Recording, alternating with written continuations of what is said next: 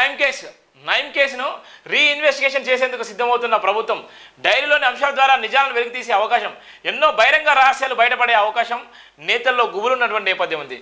భయంకరంగా ఒక దేశాన్ని గడగలాడించినటువంటి నయం అలెగ్జాండర్ అయితే ఏదైతే ఈ ప్రపంచాన్ని గడగలాడించిందో తెలంగాణ రాష్ట్రాన్ని, రెండు రాష్ట్రాలు, తెలుగు రాష్ట్రాలను గడగలాడించినటువంటి నయం కేసు కూడా తెరపైకి వచ్చింది. నయం కేసులో అనేకమైనటువంటి ఆ కుంభకోణాలున్నాయి, అనేకమైనటువంటి ఆ పాత్రధారలో ఉన్నటువంటి రాజకీయ నాయకులు, జర్నలిస్టులు ఉన్నారు, చాలామంది మేధావులు ఉన్నారు. ఆ డబ్బంతా ఎక్కడ పోయింది, అక్రమంగా సంపాదించుకున్న నయం డబ్బంతా ఎవరు తీసుకున్నారు, ఎవరి కబంధ హస్తాల్లో ఉంది అనేటువంటి నేపథ్యం ఉంది. ఇప్పటికే ప్రభుత్వం అయితే రీఇన్వెస్టిగేషన్ కూడా స్టార్ట్ చేసేటువంటి నేపథ్యం ఉంది. దానికి ఇప్పటికే కసరత్తు చేసింది. ఆ డబ్బు ఎవరి చేతిలో ఉంది, ఆయన సంపాదించినటువంటి ఆస్తులు ఎవరి నేపథ్యం ఉంటే దానికోసమే సంబంధించి తెరపై కూడా నయం కేసు కూడా మళ్ళీ వచ్చింది. నయం కేసును రీఇన్వెస్టిగేషన్ చేసేందుకు ప్రభుత్వం సిద్ధమవుతున్నట్టు తెలిసింది.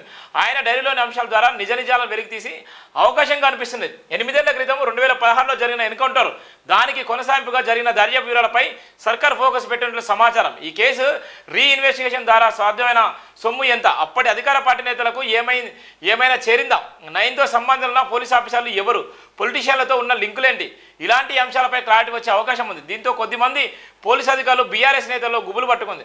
అచ్చంపేట ఎమ్మెల్యే డాక్టర్ వంశీకృష్ణ ఇటీవల ఓ అంశాన్ని కూడా ప్రస్తావించారు.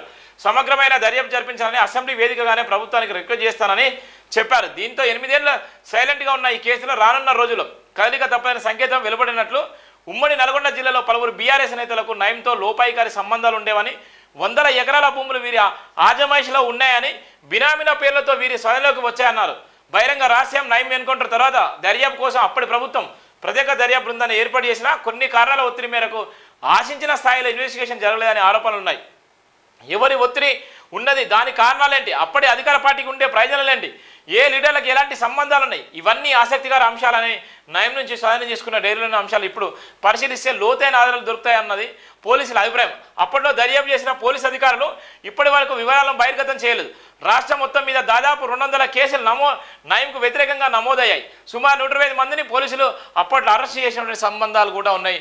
నయం సంబంధించిన కేసు ఎంత భయంకరంగా ఉందో, నయం సంబంధించినటువంటి 2016లో ఎన్కౌంటర్ జరిగిన తర్వాత ఇప్పటికీ 8 సంవత్సరాలు అవుతుంది. 8 సంవత్సరాల్లో ఎంతమంది పోలీసు అధికారులు ఉన్నారు?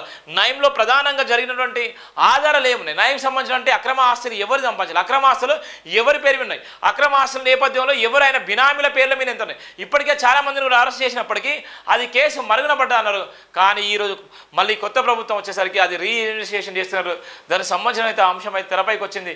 ఏది ఏమైనప్పటికీ ఒక పక్కన ఇప్పటికే ఫోన్ ట్యాంపరింగ్ జరుగుతుంది, మరో పక్కన కాళేశ్వరం, మరో పక్కన ఉన్నటువంటి గొర్రెల స్కాము, ఇప్పుడు అనేకమైనటువంటి స్కాములు ఏదైతే తప్పులు చేసారో బీఆర్ఎస్ హయాంలో ఏవైతే తప్పులు చేసారో ఆ తప్పులన్నీ ఇప్పుడు తెరపైకి వస్తున్నాయి.